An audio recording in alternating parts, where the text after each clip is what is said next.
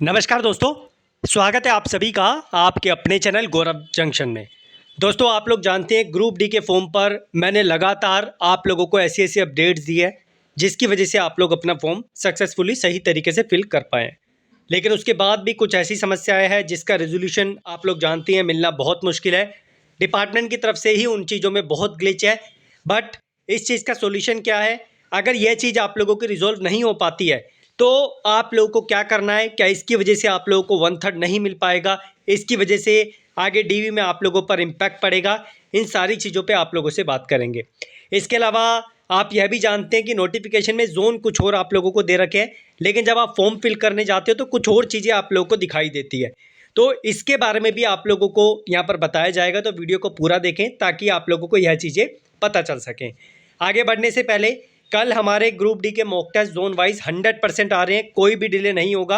रात में सब कुछ हमने रेडी करने का प्लान किया और कल जो है उसको पब्लिश कर देंगे।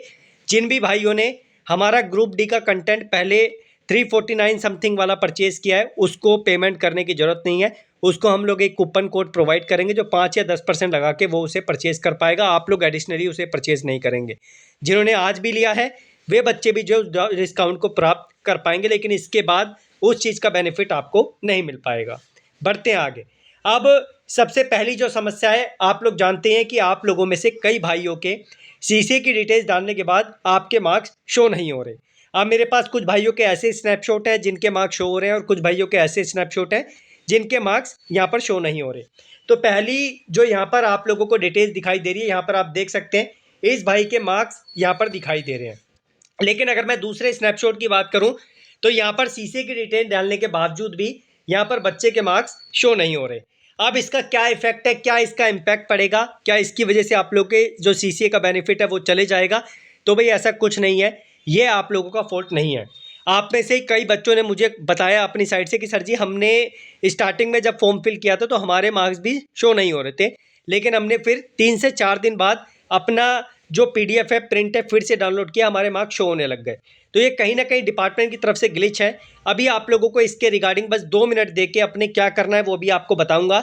लेकिन आपके मेल करने के बाद भी जो अभी मैं आपको बताऊंगा कहाँ पर आपको करना है, डिपार्टमेंट आप लोग की सुनता नहीं है या फिर आप लोग का प्रिंट अपडेट नहीं होता, तो आपको टेंशन लेने की ज़रूरत नहीं है। आप लोगों को बिल्कुल भी परेशान होने की ज़रूरत नहीं है, उससे कोई भी इफेक्ट आप लोगों का नहीं पड़ेगा। क्योंकि आप जानते हैं जब तक आप लोग अपने मार्क्स नहीं डालते फॉर्म आगे नहीं बढ़ता, और जब आपने डिटेल्स डाली है तो आधी डिटेल्स आप लोगों की वहाँ पे शो हो रही है, बस मार्क्स आप लोगों के शो नहीं हो रहे हैं। अगर डिपार्टमेंट इस चीज़ को ठीक भी कर देता तो अच्छी बात है, नहीं करता तो आप लोगों को घबराने की, परेशान होने की ज़रूरत नहीं है। डीवी में 0.1% भी आप लोगों के ऊपर इम्पैक्ट उस चीज़ का नहीं आएगा। अब आगे बढ़ते हैं। अब यहाँ पर आपको करना क्या है? जिन बच्चों को चिंता लग रही है नहीं हमारे मार्क्स शो होने चाहिए, तो आप लोग भाई एक ही काम कर सकते हैं, हमारे पास एक ही ऑप्शन है।